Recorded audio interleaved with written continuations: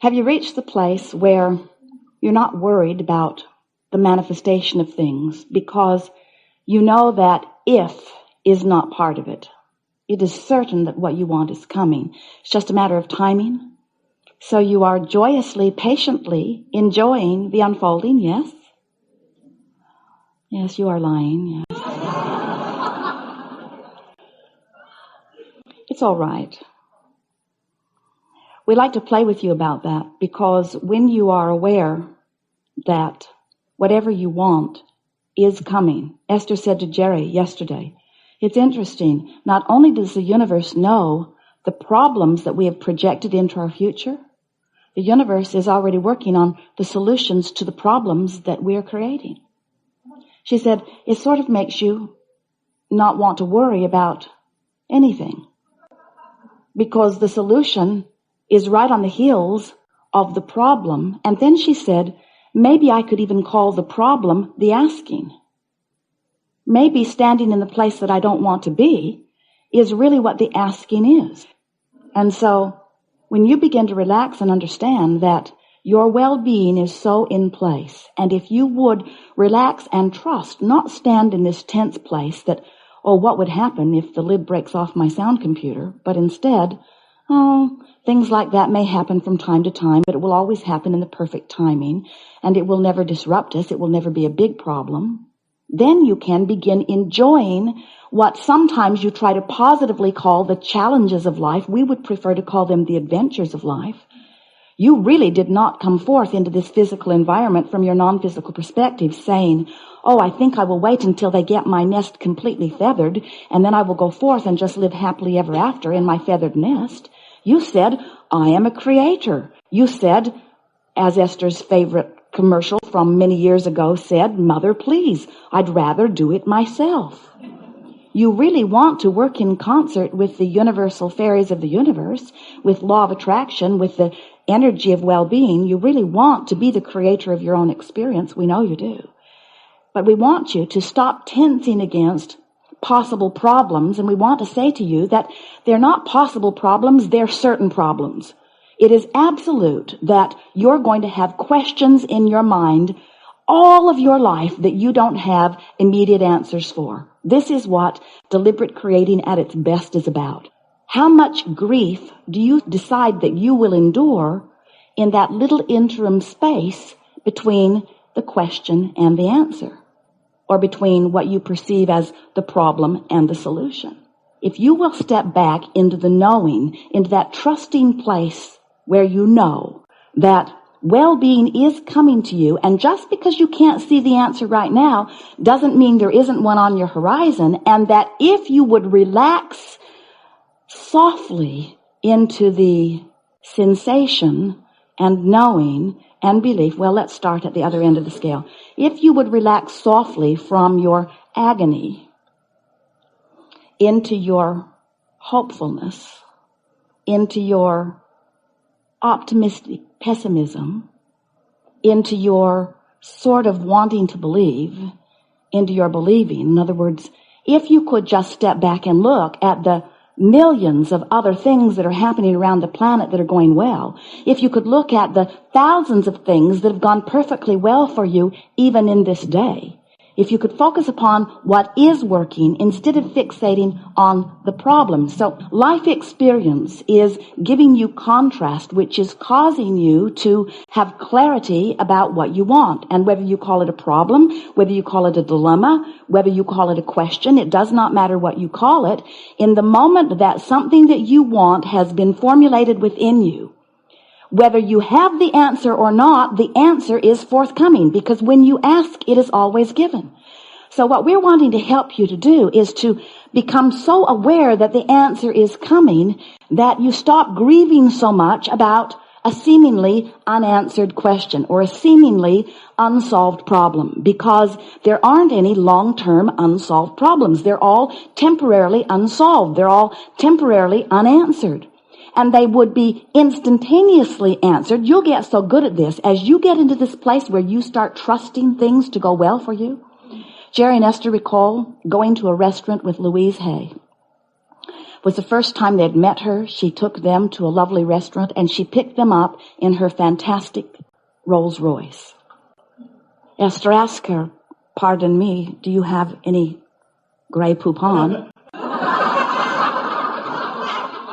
And she did. She keeps a bottle in her glove box, just in case it comes up. And then she parked this magnificent car in a space for a compact car in a very confining underground garage. And as the three of them squeezed out of the car, Esther looked back at it and said to her, "Aren't you worried about your car in this very close space?" And she said, "No, I just expect everyone who sees this car to love and respect it as much as I do." In other words, she's practiced herself, not just about her car, into expecting good things to come. In other words, she has come to the place of understanding, and this is what we're wanting you to realize, is that there is no such thing as a problem when you understand that it's only an asking that is always answered.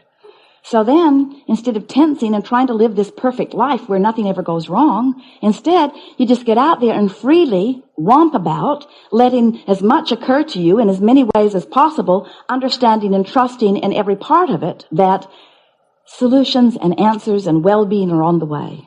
And then you begin to lose your fear of life. You begin to lose your worry about what might come. And then, friends, you really begin to live. When you reach that place where you understand, because you've practiced it and because the universe has shown it to you again and again, that well-being is the order of your universe, then you can move about freely, without resistance, without cringing, without trying to remember every bad thing that happened and try to compensate for it, without trying to plug up holes that haven't even happened yet. In other words, you spend so much time trying to prevent things that you don't want from happening, not realizing that that war against terrorism is really stirring up terrorism. That war against poverty is really stirring up poverty. In other words, you just cannot focus upon the problem and beat the drum of the problem without activating the problem within your experience. And that's the reason you tense about problems. That's the reason you worry about a problem occurring, is because you've seen them. You know that things can happen, things that you don't want to happen. You look around the world, you know that people are living experiences that you don't want to live. But we want to say to you that if you can want so much to feel good, that you decide today, and we'll really go after it with you, that you're going to work on your own vibration. You're going to work on your own point of attraction. You're going to work on the way you feel, because nothing is more important than that you feel good. Because when you feel good, you're offering a vibration that can only let in what is good. So, how do I, in my physical form, shorten the gap between my identification of a problem and my allowing of the solution?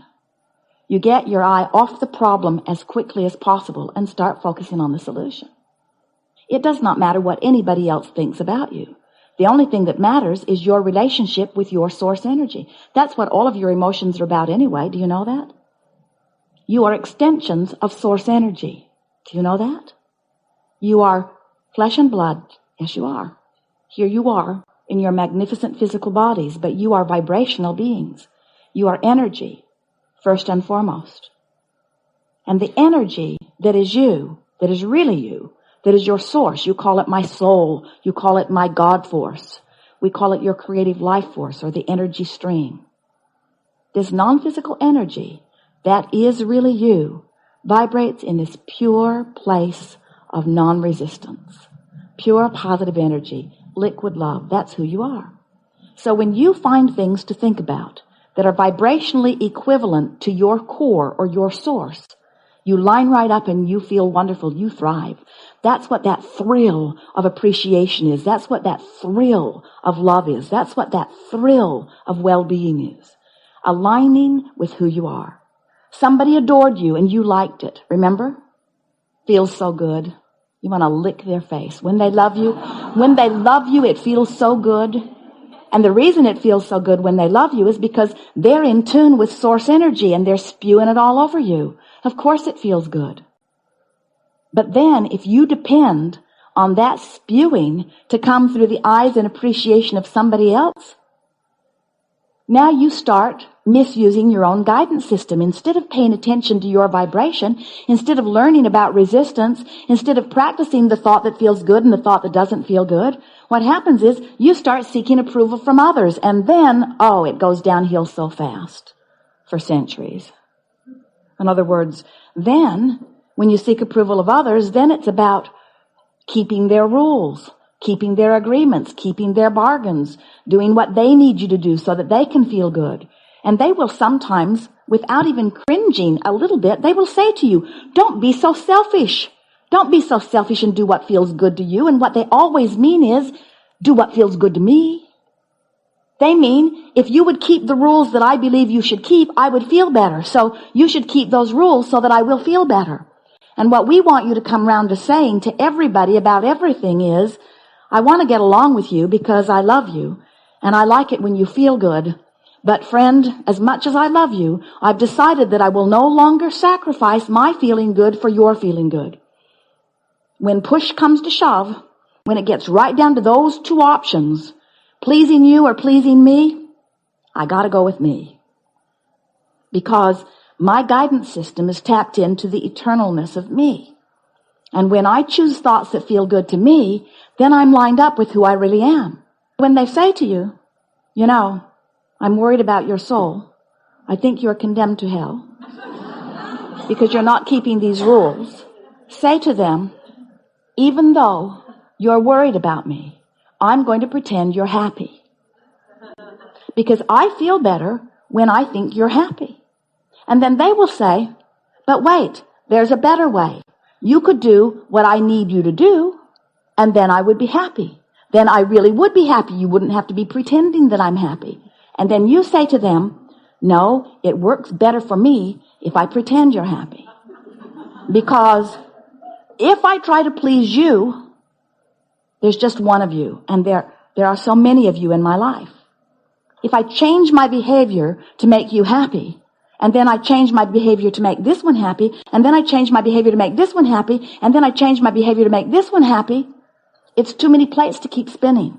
It's much easier for me to just see you all as happy, maintain my vibrational connection to source, let God force flow through me so that I can be the creative genius that I've come forth to be. And then tell them more. Say to them, I was born to love. Hate does not become me. I was born to appreciate. And I work every day on honoring myself enough to feel good about whatever I give my attention to. Because I've discovered that when I give my attention to things that I can't control, that upset me, that I'm of no good to anyone. And I've squandered my life because here I am, not being who I really am, not being of value to anyone, doesn't work for me. And most of them will say to you, I didn't understand anything you just said, except that you're not going to do what I want you to do. And then say to them, good, that was the most important part. In time, you'll get used to it. Say to them, in time, you'll get used to me being so happy and so in alignment, and you will witness my thriving to such an extent that you may begin to ask me what I have discovered. I am a teacher of alignment to source energy, say to them. I am a teacher of the pathway to source, say to them. I am a joy-seeking, freedom-seeking, fun-loving otter of the universe. I'm thriving, I'm happy, I'm joyous, I'm fulfilling my reason for being here. I want that for you. But then say to them, there are many, many paths to the fulfilling of our purpose. And I would never, ever, ever, ever, ever suggest for a moment that you should follow my path. I think you should follow your path. And your path is evidenced to you by your joy, just like my path is evidenced to me by my joy.